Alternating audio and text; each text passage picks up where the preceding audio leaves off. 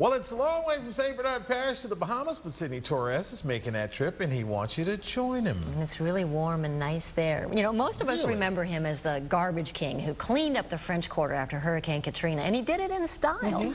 Now Sidney Torres has a new venture in the Bahamas on the island of Eleuthera, and he's doing this in style too. They look like rock stars, Sidney Torres and his fiancée Jennifer Savoy.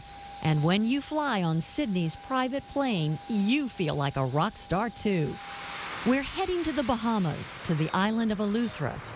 It's an almost uninhabited island with the gray waters of the Atlantic on one side and the blue-green Caribbean on the other.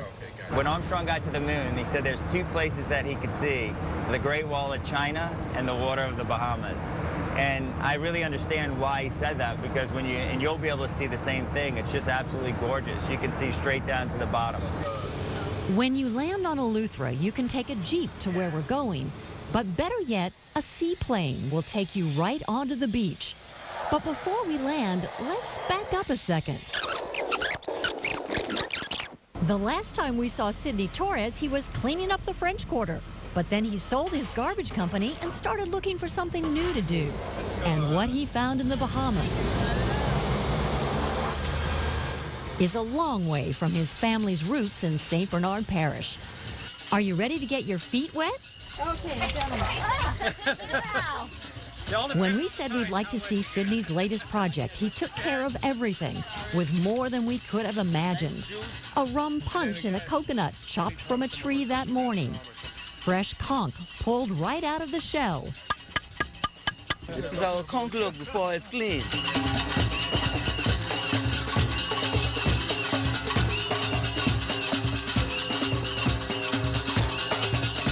And a band doing what they call a junkanoo. It's like a second line, sashaying on the sand.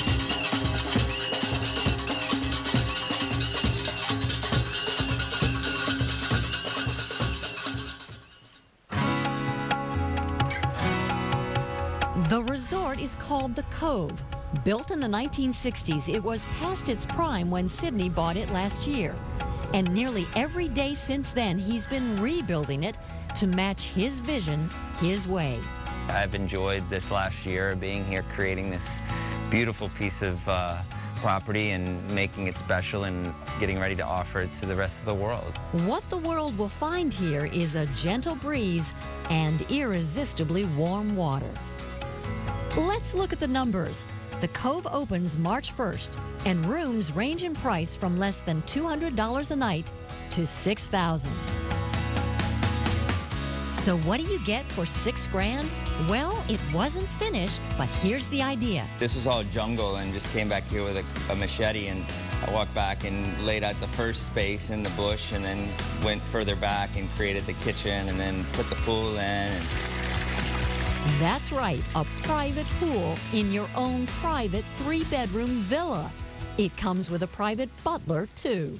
Whenever I get into something, I have to do something that I'm really passionate about, that I love, and that, you know, I really care about. And this is a place that I care about.